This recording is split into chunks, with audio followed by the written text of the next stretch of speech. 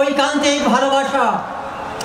আপনারা জানেন আজকে কয়েক দশক ধরে এই জামাতে ইসলাম কোন এক দুর্গম পাহাড়ের গুহায় তাদেরকে ফেলে দিয়ে অবরুদ্ধ করে রাখা হয়েছিল, কিন্তু আল্লাহ তাআলার নির্মম পরিহাসে আমরা আজকে মুক্ত আকাশের নিচে কথা বলতে পেরে এই জন্য আমরা নিজেকে গর্ববোধ করছি। তাই আমি একটা বঙ্কিমচন্দ্রের কবিতা এখানে সামান্য 2 লাইন উদ্ধৃতি দেব। বঙ্কিমচন্দ্রের এই কবিতাটি ছিল, হতাশ হইও না, যেখানে পড়িবে তাই ধরে উঠিবে, শত তুফান আসিলেও ছাড়িবে না হাল, আজকা নাই বা হলো সুফল, হতে পারে কাল।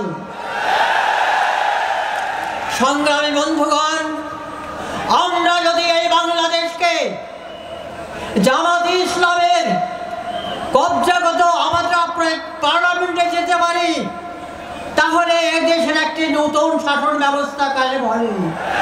এই দেশের জনগণ সবাই আমরা দারিদ্রতার সীমার নিচে বসবাস করি। আপনারা এটা মনে করবেন জামাতেরা যদি পার্লামেন্টে যায় সর্বোপরি আমাদের বন্টন ব্যবস্থাটা সুষম হবে, এটার কোনো ভুল নেই। সংগ্রামী বন্ধুগণ, আমি আর বেশি বক্তব্য বাড়াতে চাই না, আমার সময় মাত্র 2 মিনিট। আমি আবারও আপনাদেরকে ঐকান্তিকভাবে ভালোবেসে তবে একটি কথা বলতে চাই, ভূ রাজনীতিতে আগের দিন আর নাই, হিন্দু নৌকা ছাড়া ভোট দেয় না।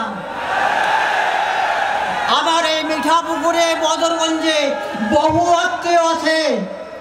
এই আজারুল ভাইয়ের এলাকায় গোপীনাথপুর ইউনিয়ন, মধুপুর ইউনিয়ন, চাঁদমারি ইউনিয়ন এবং কাদিরহাট ইউনিয়নে আমার অনেক আত্মীয় আছে।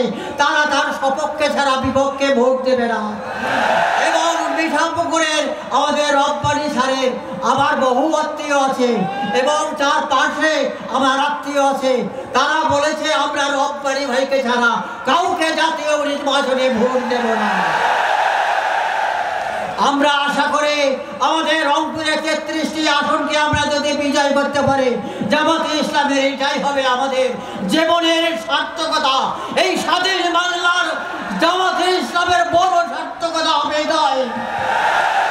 সংগ্রামী ভাইয়েরা, আমার বক্তব্য শেষ হয়ে গেছে। আবারও আপনাকে শুভেচ্ছা ও ধন্যবাদ জানিয়ে আমি আমার সংক্ষিপ্ত বক্তব্য এখানেই শেষ করছি। জয় বাংলাদেশ, জয় জামাতে ইসলামের, জয় মেহনতি মানুষের। সবাইকে ধন্যবাদ।